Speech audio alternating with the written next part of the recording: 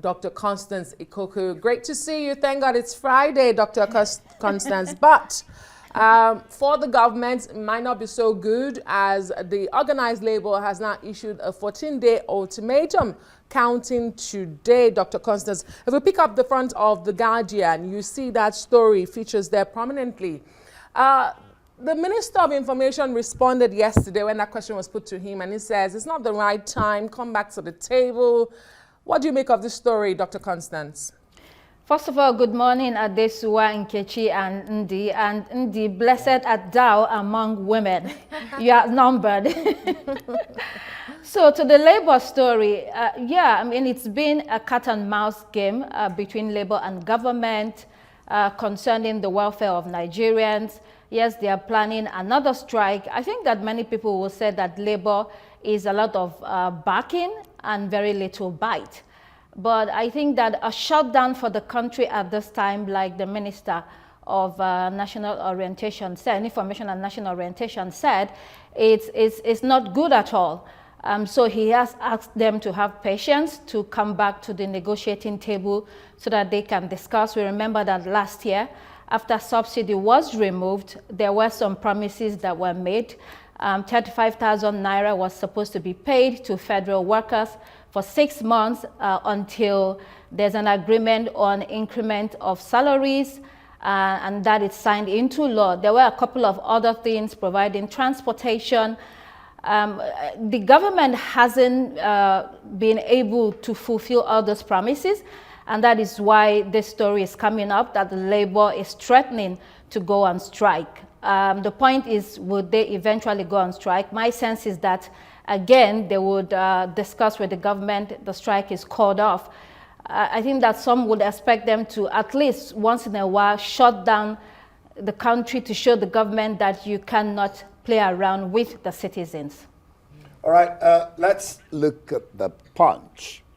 Tinubu plans 2,000 houses in 12 states by December. Maybe you can just add this to it. APC stalwart Ojubo, 3 others die watching Super Eagles, South Africa penalties. The question about health and looking after yourself, the heart problem, high BP.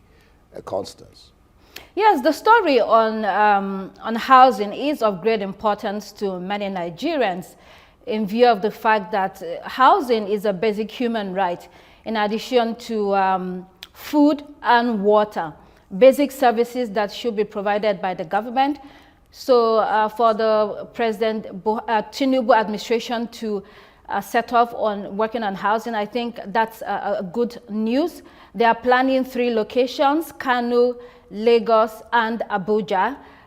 Mind you that we have a housing deficit in Nigeria, especially in urban areas, because there is always a movement to cities where people want to get a better quality of life and to find jobs.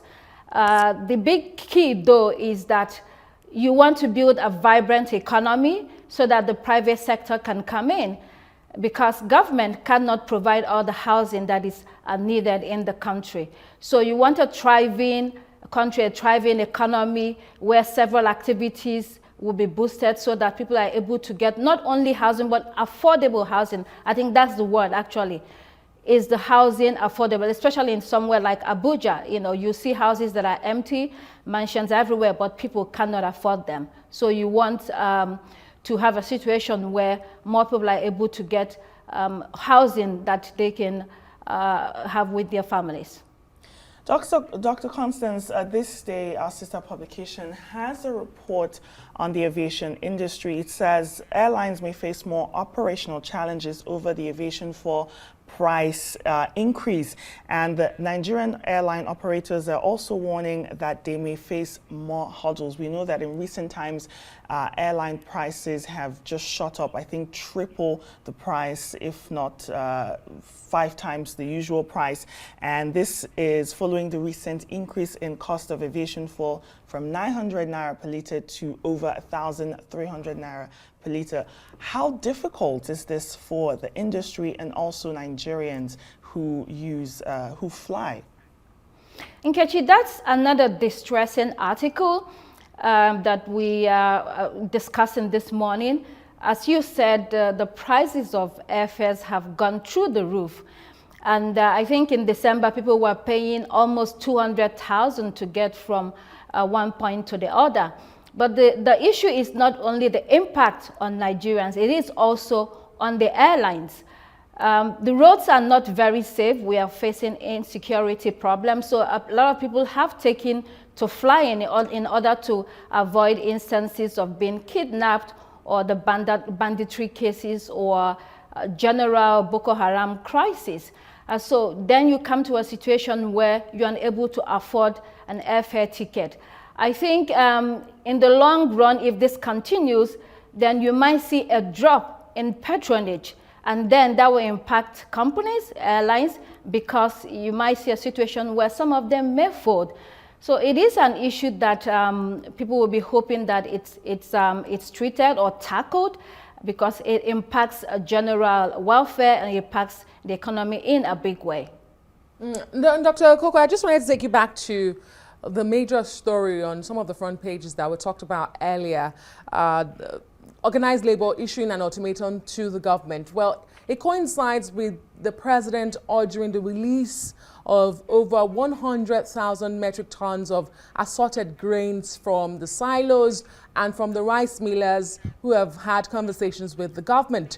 But what impact really will these release have, considering where we are at the moment? And when you hear the government say, we are also looking at potentially importing grains to address any shortfall, Dr. Ikokwu, what comes to your mind? Well, that's a very good question. The government wants to release maize and other food items. What impact will it have in terms of the prices? Will this crush the prices of food products in the markets? If it does not, I don't think that it makes any difference. Yes, the actions have to be taken. When it comes to food importation, I don't think people even want to hear it. Nigeria is a very big country with good weather all year round, with a lot of arable land, particularly across the northern part of the country. So you want to see a situation where we're able to feed ourselves. Because if you begin to import food, I don't think it'll be cheaper either. You want to be able to build a country where you provide jobs through farming. So I think that's the direction that people are looking that the government will take. All right. What interesting story I see on the Sun International now. It says Harry should say sorry, not Wills, his elder brother. It says Sun Royal editor Matt Wilkinson today gives the inside track on the row between Williams and Harry and explains why it's the younger brother who needs to apologize. What do you make of that story in the light of what has been playing out over their dad's death, he's traveling and then going back? I didn't hear you completely. I didn't hear the question completely. Can you repeat, please? Harry should be the one apologizing to his elder brother, William. That's what this writer is saying. That I think that there's a row that's been going. It's the Sun International. There's a row between both of them. So he's saying that Harry, the younger brother, should be the one apologizing to Williams. Harry sometimes has been dubbed the black sheep of the family. Well, both brothers have had grievances on each side. Harry has his own issues with his brother, and so does William. I think that there have been efforts to bridge the gap, to bring them together, to see if they can solve this family crisis. There might be a time where they have to drop their egos. It's not a matter of Harry apologizing to William. I think that both of them may need to apologize to each other because they all have their own grievances. It's a matter of discussing, looking at the bigger picture, which is a harmonious family and the duties that they owe to the country. Dr. Ikokwu, let's move to what's going on with the U.S. President Joe Biden, who has been defiant and basically slamming the special counsel who says he has memory loss. The special counsel said on the first day of the interview, he forgot when his term ended and also forgot when his term began. I think that story is on the Daily Telegraph, which says Biden cannot remember when he was vice president. What are your thoughts? Well, the Biden story has been of great concern to Americans, especially Democrats. But not only Democrats, people that are independent voters. Why? Because Trump, who is the opposition and the Republican, Donald Trump, is looking like his chances are very good in the forthcoming elections.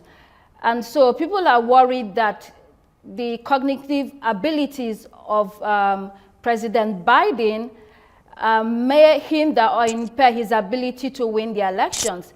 There have been instances where it seemed like he was hazy and poor in remembering some of the details and the way that he walked or talked.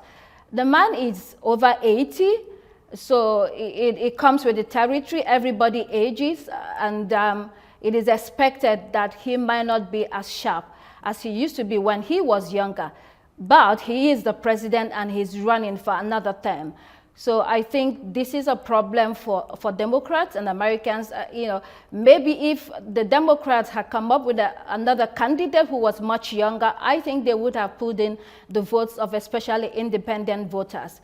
It's a tough situation for the Democrats, but I think that they're going to move ahead with Biden, and we will see how the election goes. If Trump stays in the race, because he has so many criminal charges against him, if he stays in the race, I think that it will be a tough race for both of them. All right, put it there. Yeah, well, he's the oldest American president, and he says in his defense he was dealing with an international crisis at the moment when he faced the special counsel. And for God's sake, remember when he was vice president, I mean, it could happen to anybody. Thank you so much, Dr. Constance Ikokwu, for your analysis. We do appreciate it. Dr. Constance Ikokwu is a political commentator and a Rise News analyst.